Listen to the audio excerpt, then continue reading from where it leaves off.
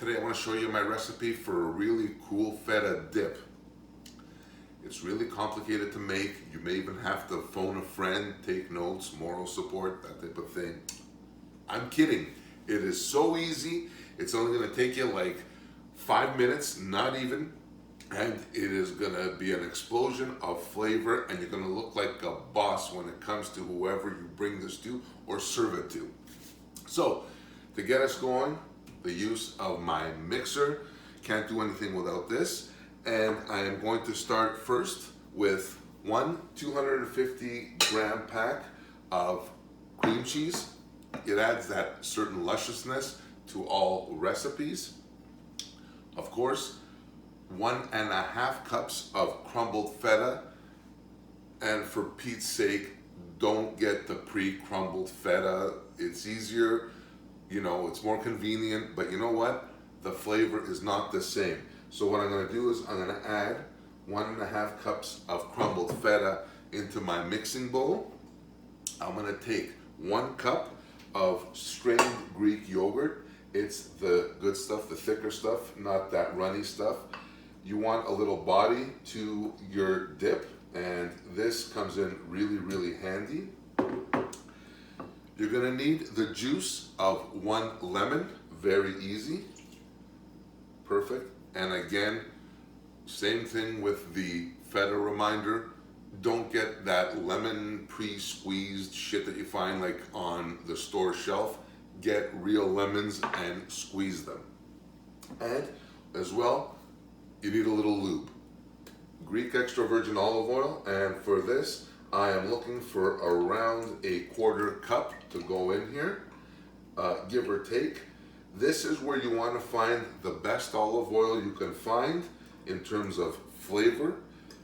It's not getting cooked, so you're not going to be like changing or altering the viscosity of it or the properties of it. So you want this, the olive oil flavor to be like right in your face. So along with this, I like that a little heat. I'm using Sriracha, and when I mean Sriracha, I'm only looking for a little buzz. It shouldn't feel like somebody shoved this firecracker up your butt. That's just not fun. So you're probably looking anywhere from a teaspoon to a tablespoon, depending on your taste. If you don't want to use Sriracha, you could always use like the chili flakes or any other kind of spice to kind of kick it up a notch. So as we start this off mixing, you want a low speed to combine everything, get it off and going, and then kind of ramp it up, or it's going to be all over the place. And trust me when I tell you, you don't want to be a hero. So give this a nice little mix there as this goes on. Your mixer's doing all the work. Now I'm just going to take basically 2 tablespoons of dill, fresh dill, and I'm just gonna real quick chop it up finely. Now for this dill here, I'm gonna do it at the very end. I'm gonna fold this in with my spatula. So this is coming along real nice. I'm gonna drop the speed and start scraping off the sides. Make sure that the sides of your bowl are clean and you're incorporating everything in here. Or you're gonna have like a bunch of stuff that's gonna be left over on the side. So we get this out of the way. This looks like it's pretty much done. Looking good there.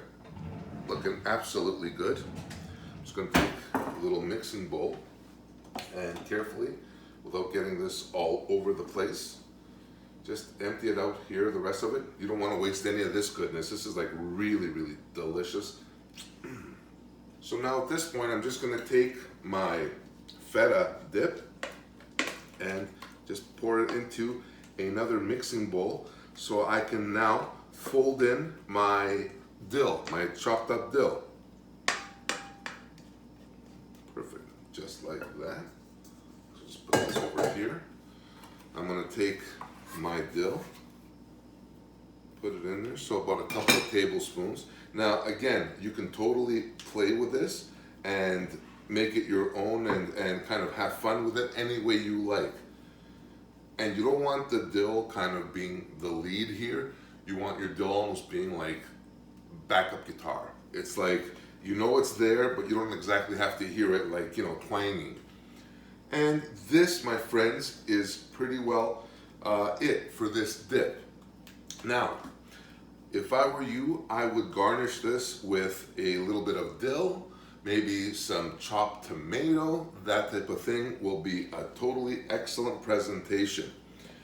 This will only take you a few minutes, and you can serve this any time of year.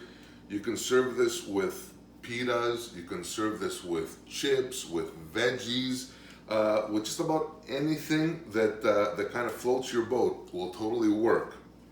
And that's it for this feta dip. So that's it for this episode. Thank you so much for watching. Please subscribe if you haven't already. Check me out online at kensgreektable.com for more cool recipes.